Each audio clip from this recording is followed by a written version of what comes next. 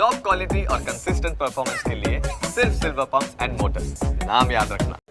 બનાસકાંઠામાં ખનીજ વિભાગે રેડ સામે ડમ્પર માલિકો મેદાને આવ્યા છે અને 100થી વધુ ડમ્પર ગાડીના માલિકો હવે ધરણા પર ઉતર્યા છે। અધિકારીઓ હપ્તા લેતા હોવાના આરોપ સાથે કલેક્ટર કચેરીએ ધરણા કરવામાં આવી રહ્યા છે। તો રેડ દરમિયાન મળતિયાઓની ગાડીઓ છોડી દેવાનો આરોપ પણ લગાવવામાં આવ્યો છે।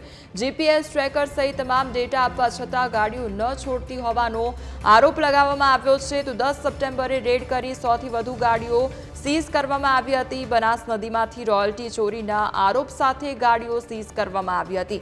તો બનાસ નદીના પટમાં પડેલી બિનવારસી ગાડીઓને કંઈ થાય તો તેનું જવાબદાર કોણ, તેને લઈને સવાલ ઉદ્ભવી રહ્યો છે। તો ગાડી માલિકોને જવાબ ન આપવો પડે એટલે ખાણ ખનીજ અધિકારીઓએ પોલીસ બોલાવી અને પાછલા બારણેથી નીકળી ગયા હતા।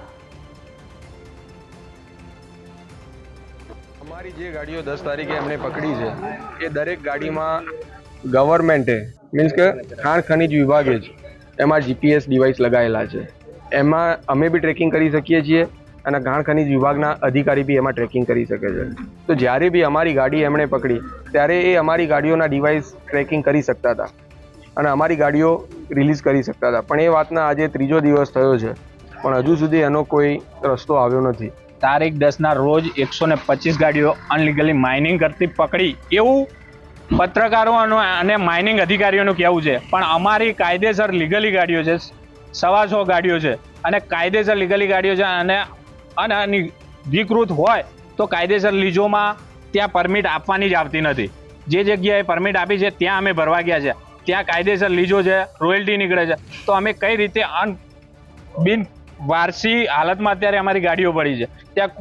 ત્યાં ચોરી થઈ જશે, ડીઝલ ચોરી થશે, ગાડીને કંઈ થશે તો એનું જવાબદાર કોણ?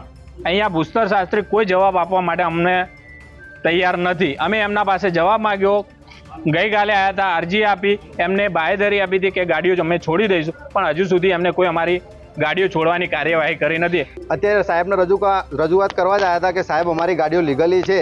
અમે સોગંદનામું પણ આપ્યું એમને, જે એમને કાગળિયા ડોક્યુમેન્ટ્સ બધું એમને આપી દીધું અને બધા પ્રૂફ એમને આપી દીધા અમે, બરોબર। તો પણ હજુ અમારી વાત એમને મન ઉપર કંઈ લીધી નથી। એમને જવાબ આપવો નહોતો કે પબ્લિકને શું જવાબ આપવો, કઈ રીતે, એટલે પોલીસ પ્રોટેક્શન બોલાવીને એમને ત્યાંથી એરિયા ભાગી ગયા હતી ડાયરેક્ટ।